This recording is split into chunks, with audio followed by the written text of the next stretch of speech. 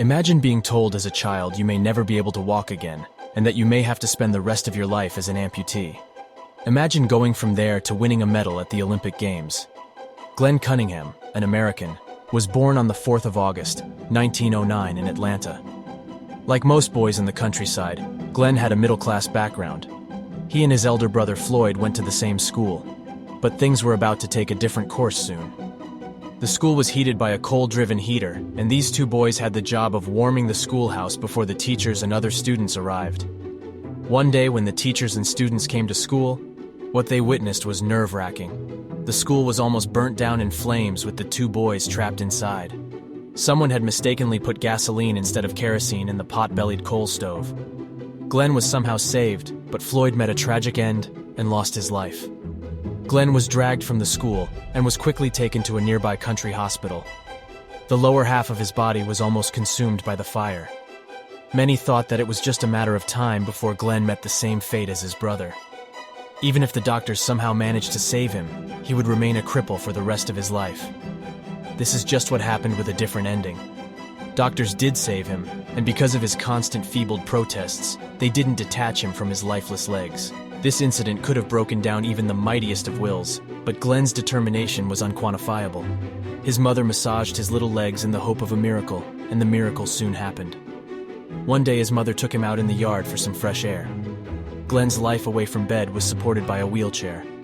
But this day, Glenn did something unimaginable. He threw himself out of the wheelchair and onto the ground. That was the first to step redemption. Then he dragged himself with his hands to the white fence that bordered the yard. By engaging a lot of strength, he picked himself up. The redemption progressed. Slowly, the boy took steps, enduring utmost pain. He wanted his dangling legs to answer. He did it again and again and again for days to come. With each progressing day, the motor ability in his legs improved. A few days later, he walked to school, and then ultimately, ran to school. It was his persistence and patience that brought about the miracle. He could have been satisfied with this much improved state and could have led a normal life. But it wasn't so. He was en route to becoming an inspiration beyond imagination to millions. Life progressed, and Glenn became a track and field athlete. He represented the University of Kansas. He practiced day and night. He ran not for glory, but for the sheer pleasure of running.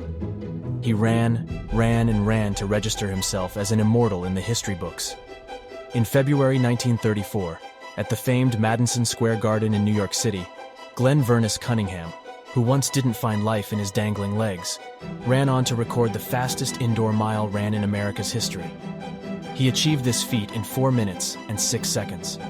The record, however, was broken 3 years later by Sidney Wooderson. Glenn Cunningham was also the world record holder for the men's 800 meters run in 1936. He won many accolades over his inspiring career, the most prominent being the James E. Sullivan Honor in 1933 and a silver medal in 1500 meters at the Berlin Olympics in 1936. He retired in 1940. By then, he had earned nicknames like the Kansas Flyer, the Elkhart Express, and the Iron Horse of Kansas.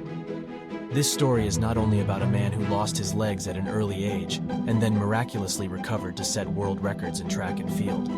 This story is actually about the pillars of success, which when adhered to can produce unimaginable results. Results which many believe are way off human limits.